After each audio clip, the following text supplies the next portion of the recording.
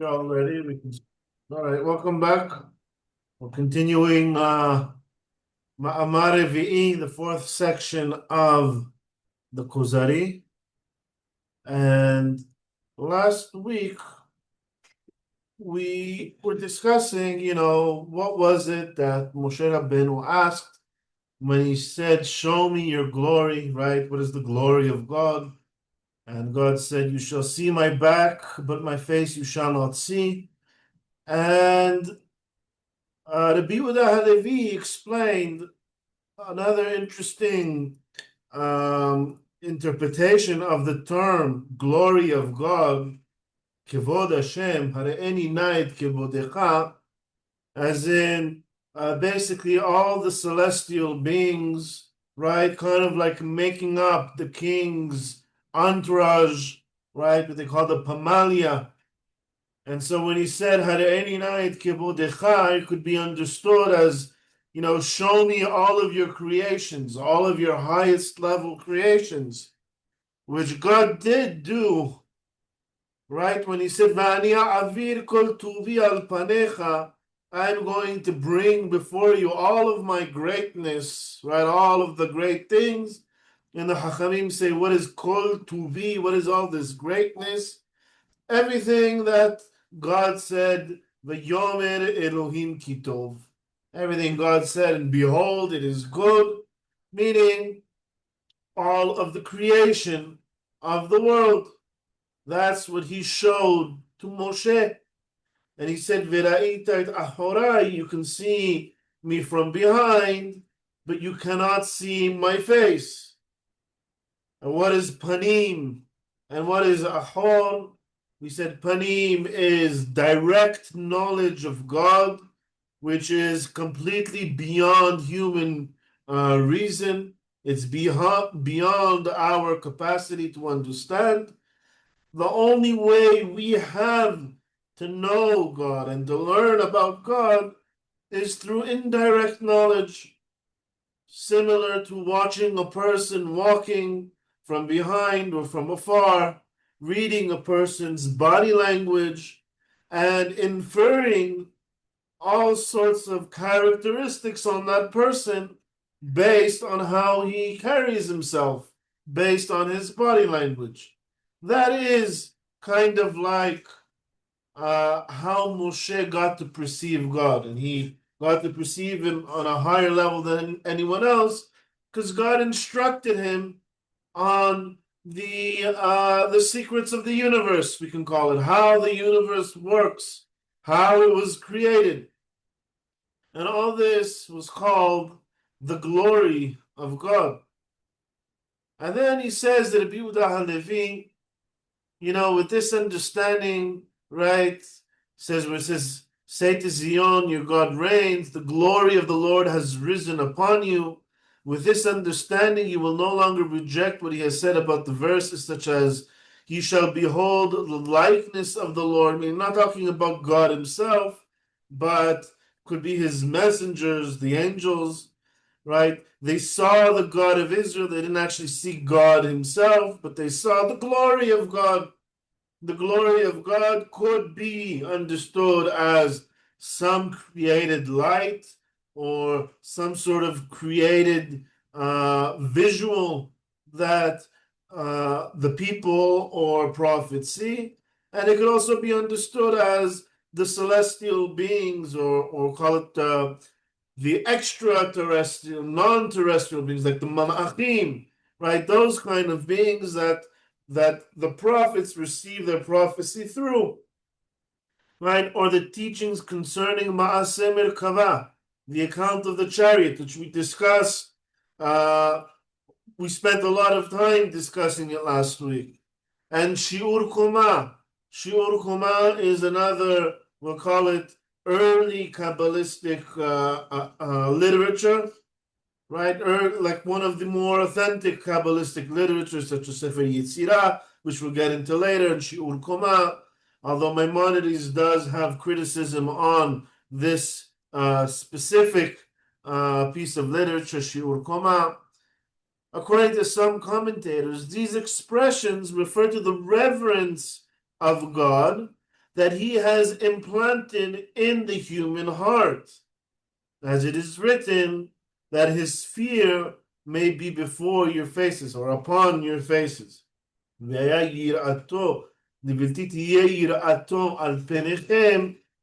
His fear will be on your faces, upon your faces, so that you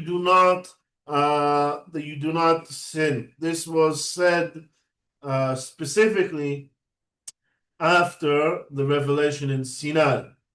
Right? So we had this great revelation. We saw or perceived whatever it is that we saw and perceived, right? And God says, why was it such a terrifying experience that we had to go through? Why did we have to actually witness God speak? And he said, well, it was in order to instill an eternal fear of God in their hearts. And that's what the Kuzari is now going to start to ask. If a person is convinced that the kingdom belongs to God, that he is one, all-powerful, all-knowing, that everything depends on him while he depends on nothing, right? In the Hebrew, it actually goes in to say that not just that everything depends on him, but everything has its life from his power, from his energy, right? Once you understand that God is responsible for everything, that he is the ultimate oneness, right? That he is transcendent from this world, that he can speak to the prophets, so he's also immanent in this world. Wouldn't reverence and love from him for him naturally follow, even without these anthropomorphic descriptions? Right? Why do we need all these huge descriptions of God? Once we understand, right, how awesome the nature of God is, shouldn't that be enough to instill a fear of God or a love of God? What do you think? Why would it be and why wouldn't it be? Any ideas, anybody?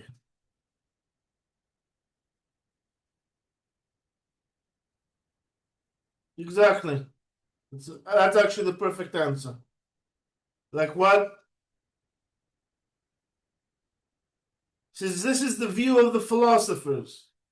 The philosophers think that you can reach some sort of, we'll call it a physical manifestation of God's love and fear from abstract understanding. And human beings aren't created that way. However, we see that the human soul feels fear when it encounters something terrifying, not merely when it hears about it. Right? Imagine the difference between standing in front of a volcano, hearing the eruption, hearing the thunder, seeing the sky all of a sudden erupt in ash, right? Or someone describing the eruption of a volcano. Likewise, it is drawn to a beautiful sight far more than to a description of beauty. Do not believe anyone who thinks himself so wise that he claims to grasp every metaphysical truth through abstract thought alone, without the aid of anything that can be seen or imagined, whether words, writing, visible forms, or images. All right, by the way, the second chapter of Maimonides' Mishneh Torah, he defines there two misvot, right? Misvat aseh le'ehov, to love HaKadosh Baruch Hu, unira mimeno, and to also fear him. It says, ve'he'achi aderech le'ahavato, what is the way to achieve this love of God and this fear of God? Over there he talks about studying science. But it's not just enough to study science. says you need to study science, you need to understand it, you need to examine it, see how it works in the world. It says it's not talking about studying metaphysical truths of God, abstract ideas. It's connecting wisdom to real life, being a witness of how God operates in the world, in the real world. Now he says, consider this, just to understand how detached, we'll say, how detached our emotions are from our thoughts, right? Or how detached the discrepancy between how we physically behave and how we think. Says you cannot even concentrate fully on your prayer without reciting it. Says we need to verbalize things in order to be conscious of them. Ever try to sit down and meditate and not think of anything? I have a really hard time. The trick is, according to the monks, when you start to learn meditation, is to concentrate on your breath, to concentrate on each inhale and exhale. That's like a trick to fool your mind to not think about anything, is to give him something very, very specific to think about. They call it the monkey mind that's always jumping around, going everything. If you don't give him a job, he gets distracted very easily, like a child. Nor can you count to 100 without speaking the numbers out loud. Right? We all know the numbers. A very, very simple sequence of numbers, right? From 0 to 9. After 9, you just add a 1 before it. But try counting to 100 without verbalizing the numbers, and you'll get lost very quickly. Let alone if they were all different, right? Imagine, not just counting by ones, but now counting by threes or by fours or by sevens, right? You can do the arithmetic, but you can't do it without assigning words to it, without verbalizing it. Were it not for the senses which support and organize the intellect through such representations, the intellect itself could not function properly. By the way, he's saying something very, very real and profound here. We can't even think without having a vocabulary.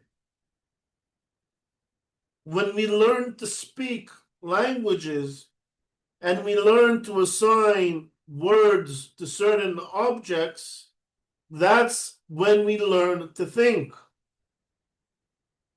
Think about it this way. Think of the question, what language do you think in? Because you can't think without language. Learning to read and write rewires your brain, the neurotransmitters in your brain. You can't count to 100 if you don't know the names of the numbers from 0 to 100.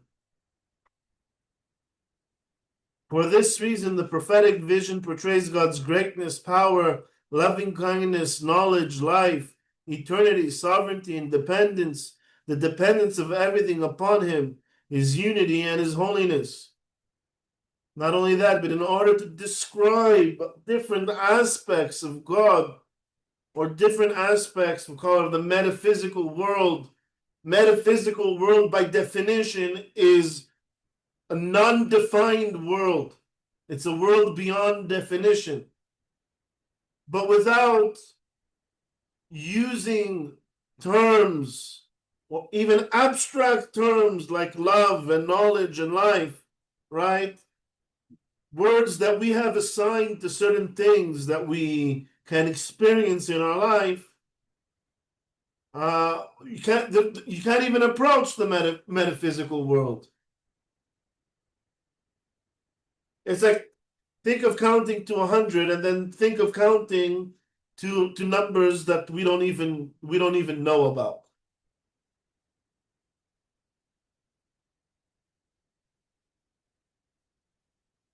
In a single instant, the prophet beholds a magnificent and majestic vision, together with all the symbols that express these ideas. Right? These are symbols. These are symbols from our imaginatory world, we'll call it from our vocabulary, that express ideas in the metaphysical world. Meaning there isn't really even a proper language to communicate the Merkava.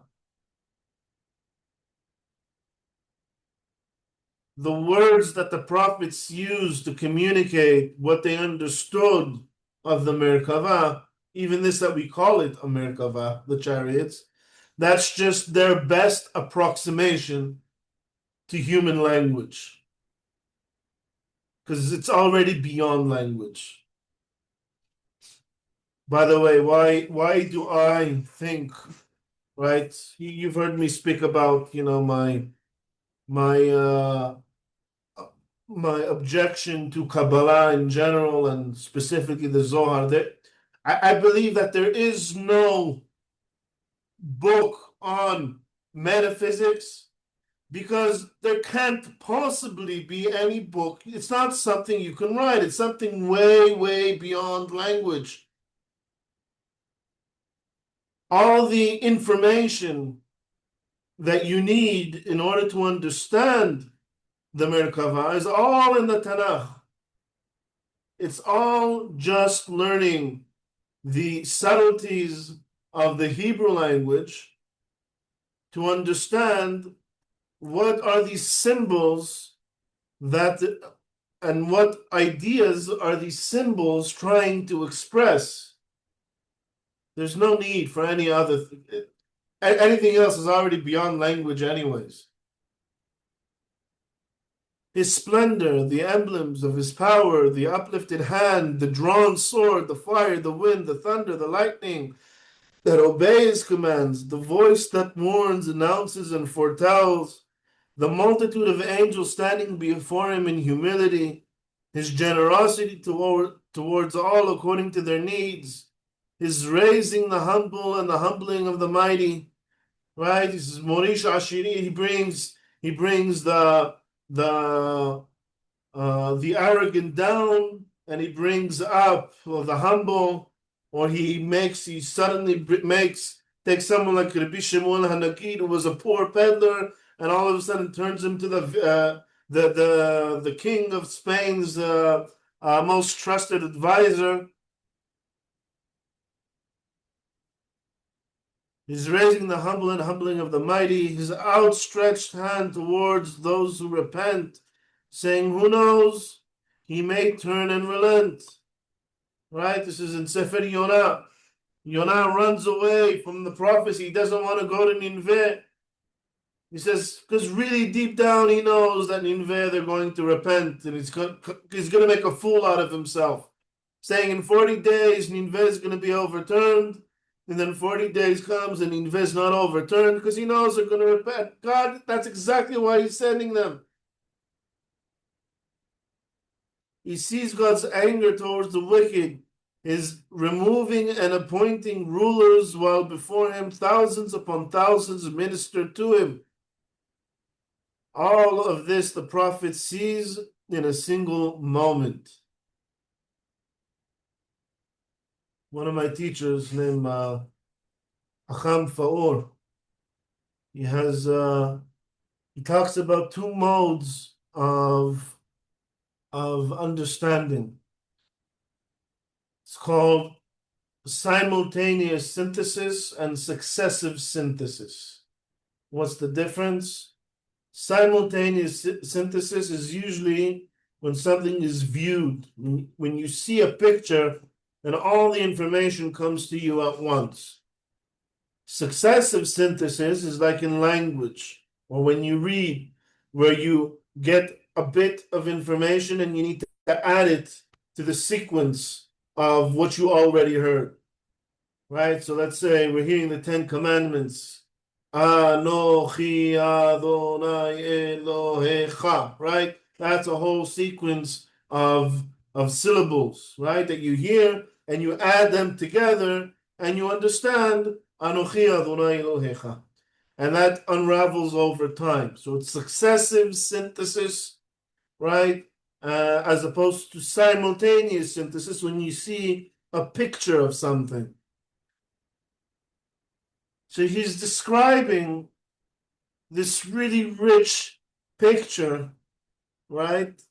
And he says, but these are things you can contemplate and think about for a long, long time in a moment of inspiration, in a moment of prophetic inspiration.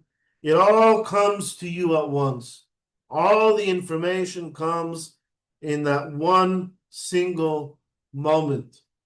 And by the way, I think that is exactly how we heard the Ten Commandments.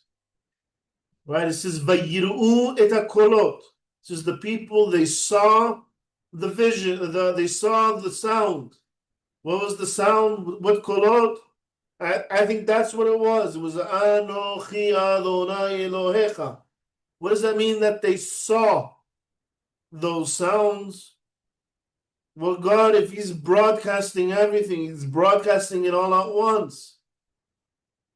He doesn't, there's no time for God. What did the people actually hear? The Torah describes it as the sound of the shofar. What is the sound of the shofar? Think of it like white light. White light is when we see all the colors of light mixed in together. All the different wavelengths of light, they're all mixed in together. We see that as white light. I say the kol shofar that they heard is all the sounds of Anochi Adonai Elohecha, but at once. They heard the ah and the no and the chi at the same time. And that sounds like the kol shofar. Vayiru et hakolot. It means that what we read, the Ten Commandments, and we put together successively, they saw it all simultaneously. They perceived it all simultaneously. In one, we'll call it in one flash of revelation. That's how prophecy works. Because God is always transmitting His message. It's always, God is one. His message is one. It's us. When we receive it, we understand maybe different things. We each process things with our own processor. And each one of us has a slightly different processor. And so we process that message slightly differently. But God is broadcasting one thing all the time.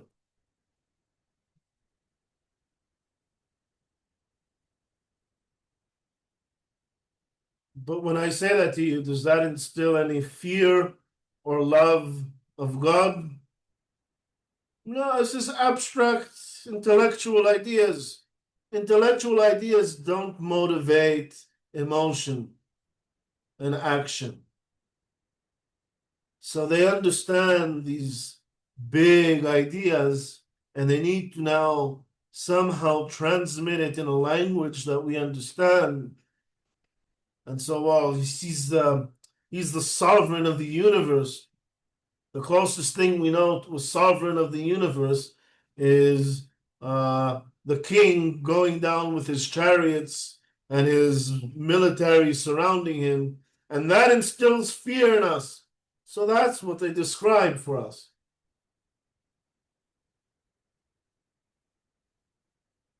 All of this the prophet sees in a single moment. As a result, fear and love arise naturally within him and remain with him throughout his life. He longs to experience that vision again and again. Right? This is when you really get nevuah. When you really perceive God, it's a humbling, traumatic experience. It's not like in Joan of Arc, where that sword's coming down, this beautiful music playing in the background, and all of a sudden everything is nice and dandy. No. It says prophecy is an extremely traumatic experience, physically and emotionally and intellectually. It requires all of your strength. It talks about Daniel. Daniel was special because he grew up in royalty in Judah, and he was kidnapped as a child by Nebuchadnezzar, and then he was raised in the king's palace, in the king's court in Babel. All right, this was one of Nebuchadnezzar's tactics. When he wanted to take over a certain land, he would go after the sons of the nobles and raise them in his palace, because growing up in his enemy's court, right, the ones he wants to conquer, they know the culture. But if he raises them, right, and he provides them an education, now he has wise men of his own that know the culture of the land he wants to conquer. And Daniel and his friends were these. What was special about them says, "Va'asher yesh bo koach la'amod be'echan hamelech," right? Because they have the strength to stand in the king's court. What is strength? Well, standing before a king, especially a dictator, is very, very scary. It says these people, they had enough inner strength, enough courage to stand before the king. Right? Imagine now standing in front of the prime minister, standing in front of the president, right? It's a humbling experience.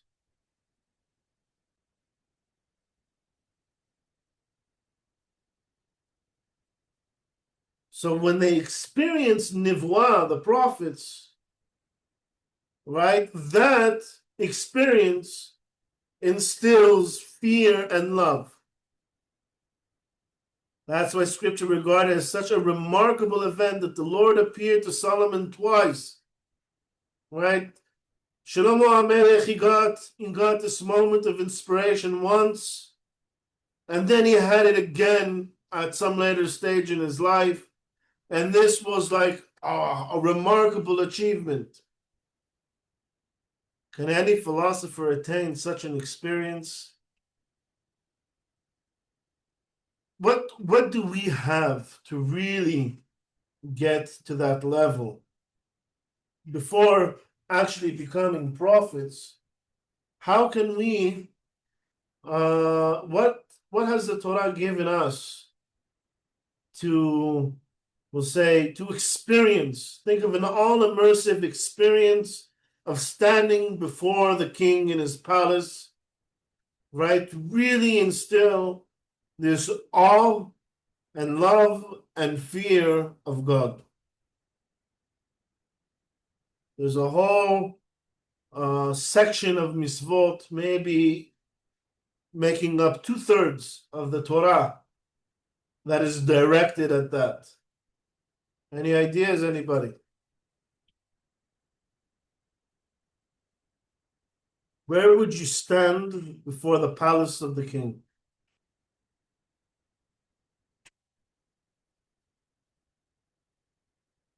Soon we're going to commemorate the destruction of that palace in a few days.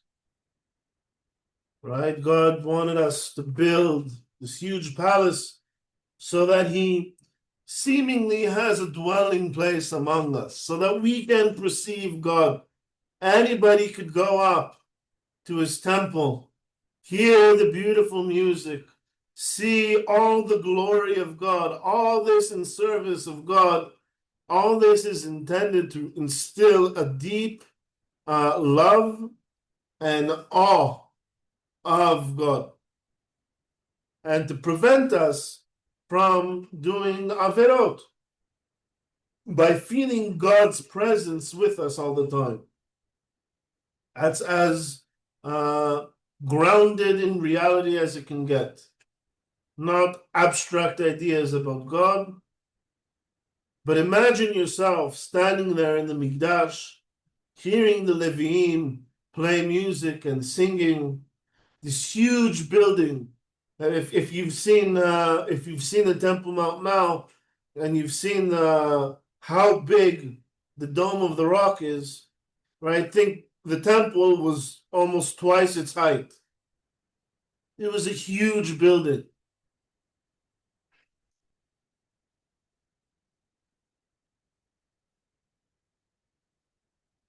Can any philosopher attain such an experience? Meaning you sit in meditation and you think of abstract ideas. Will that really instill a love and fear of God in you? And he admits, no, that's impossible.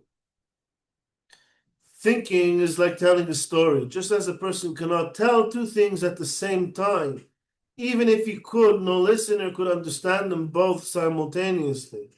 And by the way, here we're still talking about perceiving just through hearsay. If you're standing in the Mikdash, right, what are you experiencing there? You hear music, you see this glorious building, you smell the ketoret. It's an all-immersive experience. Maybe you have some korban Pesach or korban shalamim, right? You also get to taste some wonderful food. It's an experience that's meant to fully immerse you, all of your senses, in the service of God. And it's all perceived at once. All of this is coming to you at the same time. Right? No listener could understand them both simultaneously, right? Two people telling you a story at the same time. In the end, you'd even hear one of them. The details of a country and its people, which a person can take in during a single hour of travel, could fill an entire book. Yet in a single moment, a person can come to love or hate that country, right? We know even with meeting a person, first impression, right? Usually a person makes up his mind about you in the first 10 seconds of meeting you. To transmit enough information verbally for someone to make that same accurate judgment about you that he makes in 10 seconds of meeting you, you would probably have to talk an hour or two about the person. In 10 seconds of an actual encounter with someone, there's so much information that you receive that you make up subconscious decisions about a person from all sorts of cues and movements and body language that a person transmits that you're not even aware of, that you just instinctively process and make up your mind. You can't, you could fill a whole book with that information. If all those details were simply read to me from a book, they would not make the same impression on me. On the contrary, they would confuse my mind, becoming mixed with errors, imagination, and my previous impressions. Nothing would remain completely clear.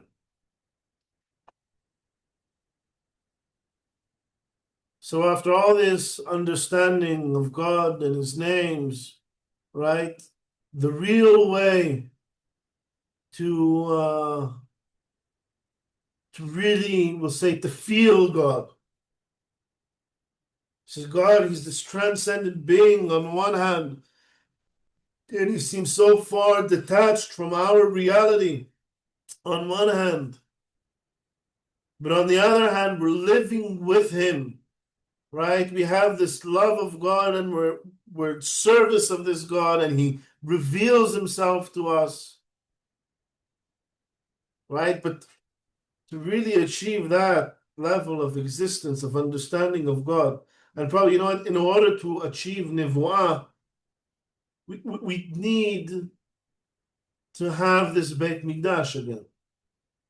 We need to be able to really not just meditate on the glory of God, but to experience it live.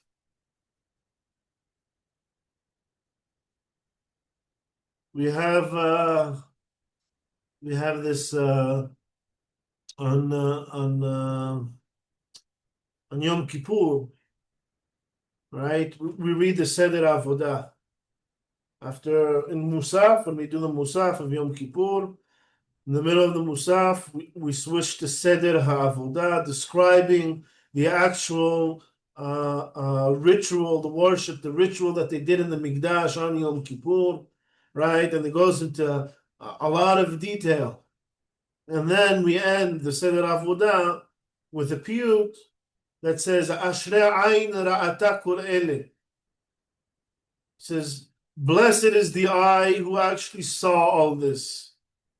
אתה בעוונותינו, says, אשרי עין ראתה כל אלה, אתה בעוונותינו, לשם האוזן דאבה נפשנו. Right? However, we only know it from hearsay. It says we're reading about it, right? We're trying to imagine it, but it's all like hearsay. Blessed is the eye who was actually there and was able to see it. We have the same thing now, so with Tisha B'Av, right? Tisha B'Av, so we say the kinot, and the kinot they have. If you understand the kinot, they're very, very emotional. They're very depressing and sad, right? And then we have the book of Iyov. We read about the sorrow of Iyov. And Iyov at the end, right? He says, before he's consoled, he says, "L'shema ozen shema'aticha." He says, up until now, this whole book, all these different discussions of the friends of Iyov, all these philosophical discussions of the friends of Iyov, Iyov finally reaches Nevuah. He says, "L'shema ozen shema'aticha." He says, I've heard you only from like Masoret, from hearsay, from ideas. Ve'ata eini ra'aticha. But now I have perceived you with my eyes, meaning I have actually experienced you. Al kenem as v'nihamti al afar va'efer. And that's where it says his consolement, sitting in the dirt and ash, right, of his sorrows. That's when he reaches his nehama, the experience of God.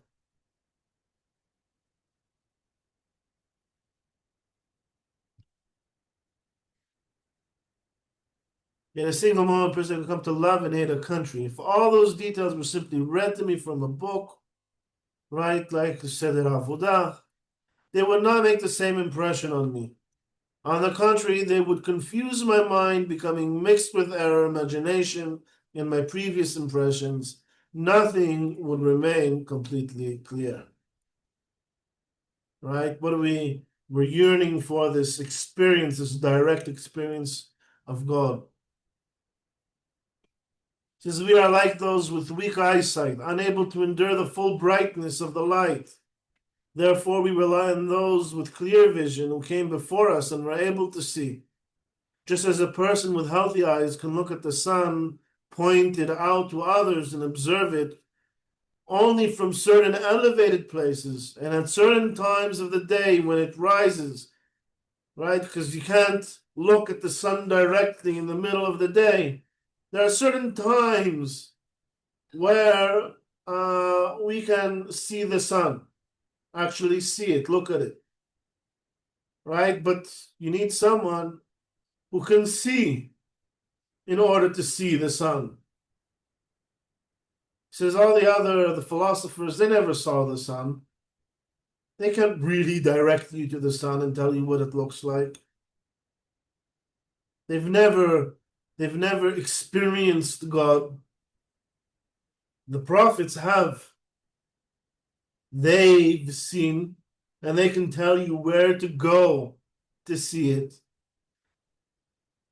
what times are best situated or best opportunity to see it, so too one who is able to behold the divine light has appointed times and places in which it may be seen, right? You go to Jerusalem, as times like Yom Kippur, the days of Teshuvah.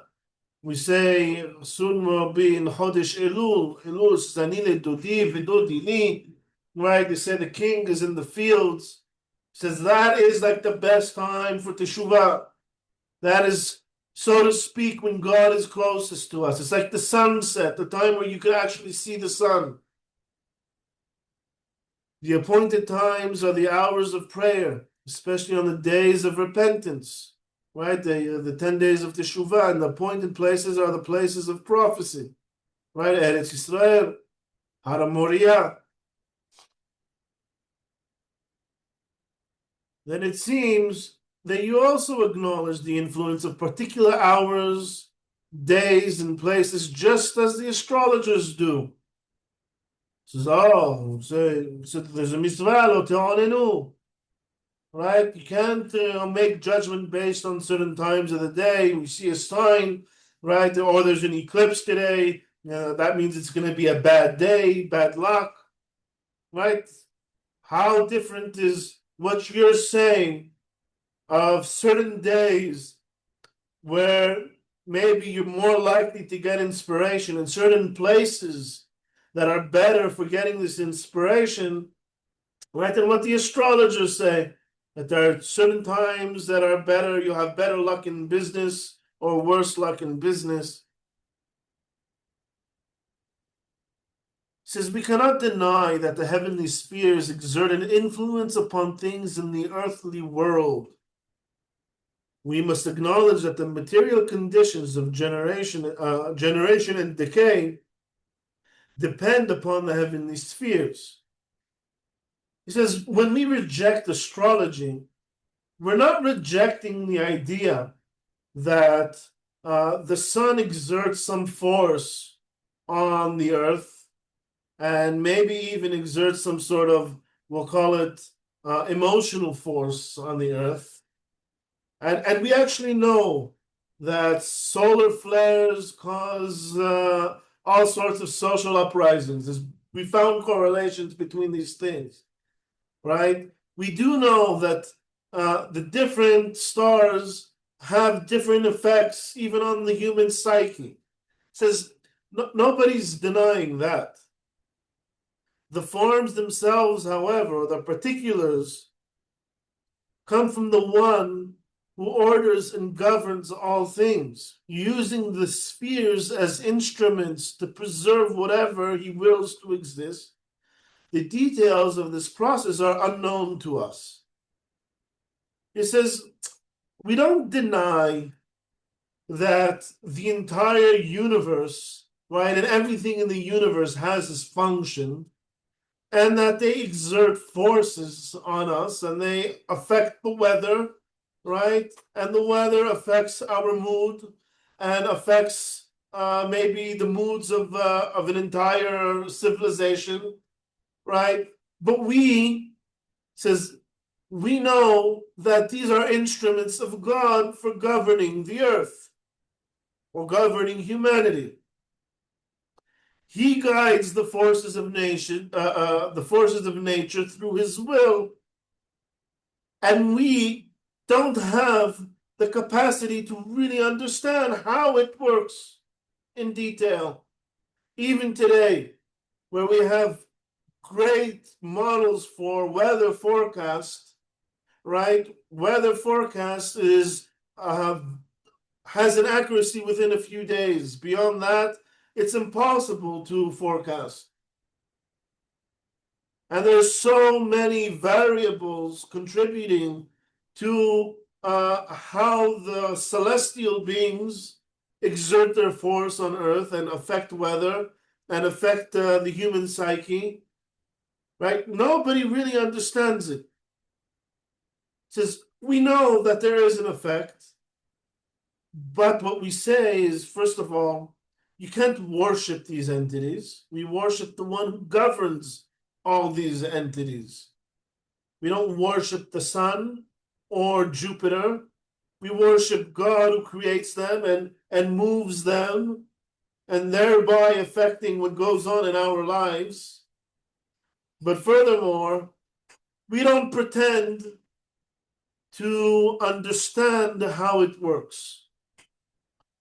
Astrologers claim to know them, but we reject that claim and maintain that no human being can fully understand them.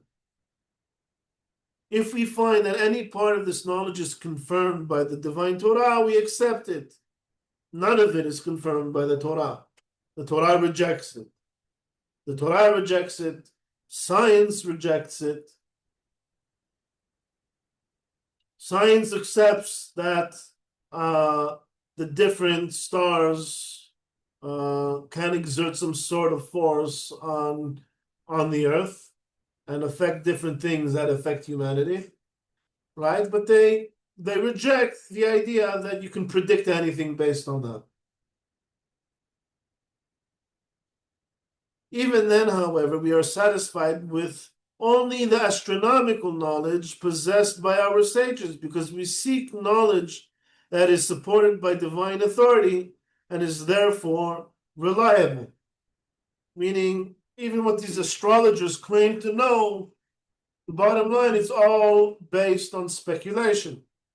The astronomical knowledge that we know, by the way, we use it, it's mostly regarding the new month, tracking time, and building a calendar. And we have, turns out that our predictions or our calculation of the cycle of the moon is so accurate that for thousands of years we've been using the same calculation to make a calendar for every single year, and it's held that there's no real deficiency between what we calculate and what happens in real life.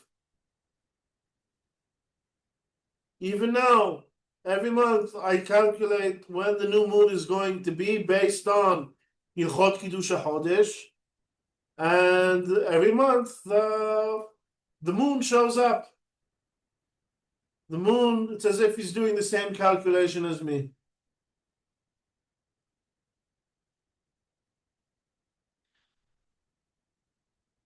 Because we seek knowledge that is supported by divine authority and is therefore reliable, as if it is brought through revelation and not through speculation.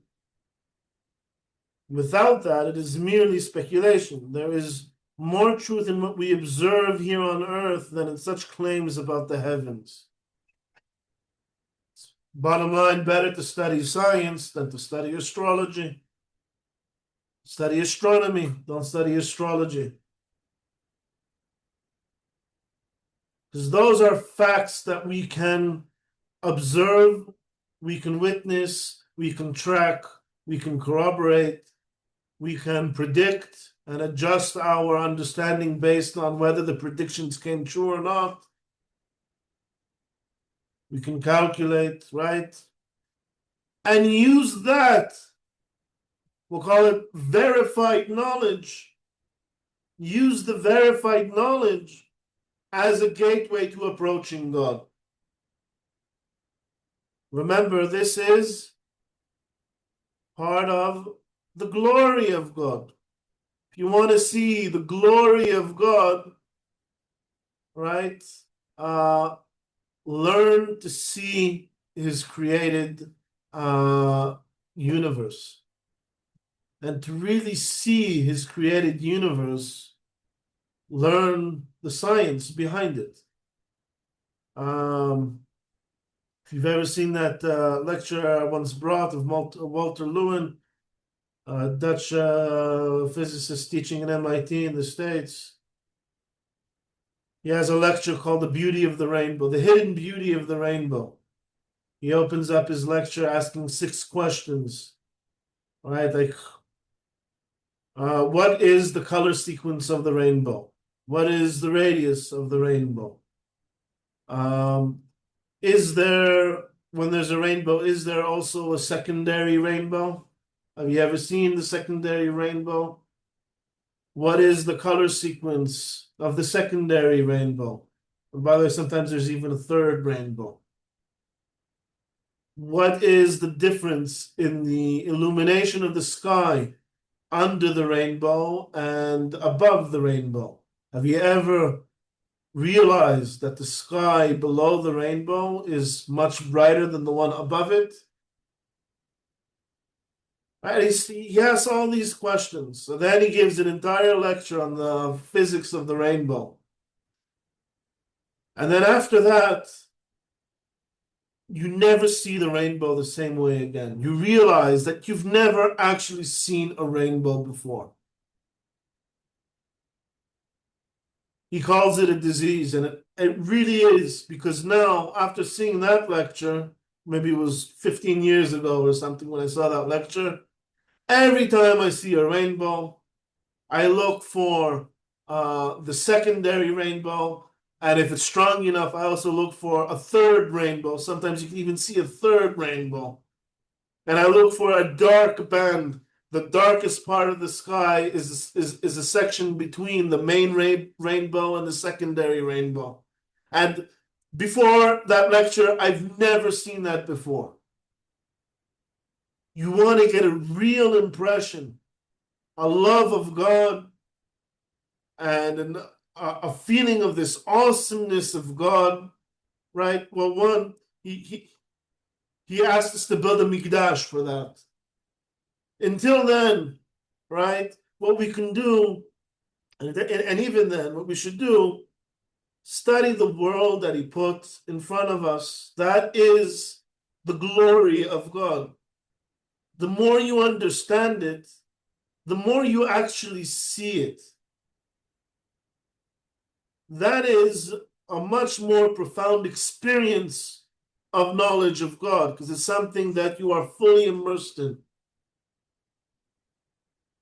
That'll instill into you a love of God and a fear/awe of God.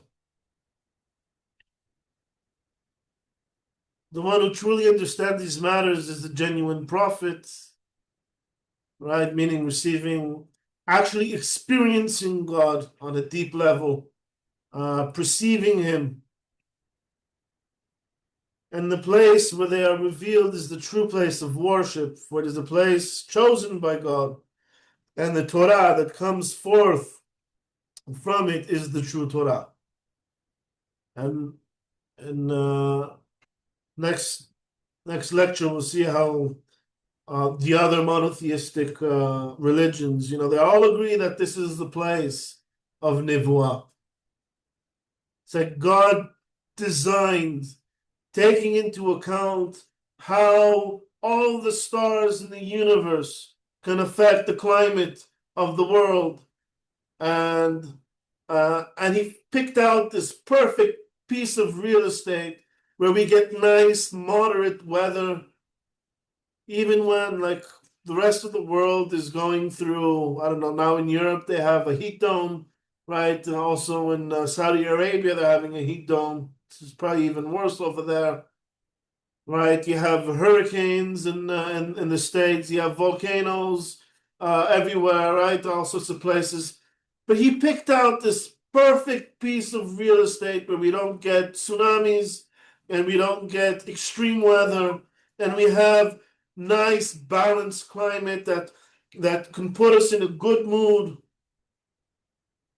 and give us moments of inspiration. And he put us in this place to worship him, to really be fully immersed in the service of God and in the experience of God. And B'ezrat Hashem, once we rebuild the Mikdash, we'll be much more fully immersed in this experience of God, and that could eventually lead us to actually having this prophetic experience of direct experience of God. And that's it for today. So, in a few days when we have Tisha B'Av and we start, lamenting on the loss of our Mikdash, and the loss of the prophets and prophecy, and even lament on the loss of the wisdom of the Torah that went into exile, and we couldn't find any proper place to sit down, between persecution and persecution to really develop our understanding of God. And now that we're back, right, what we're lamenting is the loss of the experience of God. We sinned against God and we sort of hid ourselves from Him, and therefore He sent us out, banished us from the Garden of Eden, and we are since then looking for our way back in. And now we're back here, but we still have a long way to go. We still need to bring the full redemption, rebuild our temple, restore the full glory of the Torah to its rightful place at the Mikdash on Temple Mount. And only then could we really hope to experience the full experience of the Torah, of God being with us. And that's it for today. And next week, there's not next week, right? No, next week. Yeah, there's next week, but not to teach. There's next week. There's not this. By the way, I'm thinking of maybe also doing a special class for Tu B'Av on Zoom. If anyone wants to join, not Tisha B'Av, on Tu B'Av. Tu B'Av, can. Okay. Yeah, good. On Tuesday also? I think Tu B'Av is also like a Wednesday or a Thursday. Okay. I'll check the calendar. I still have to prepare the class. Okay. Good. All right, it's optional. Whoever wants to join is welcome to join. Check with the girls, and that would be nice. Good.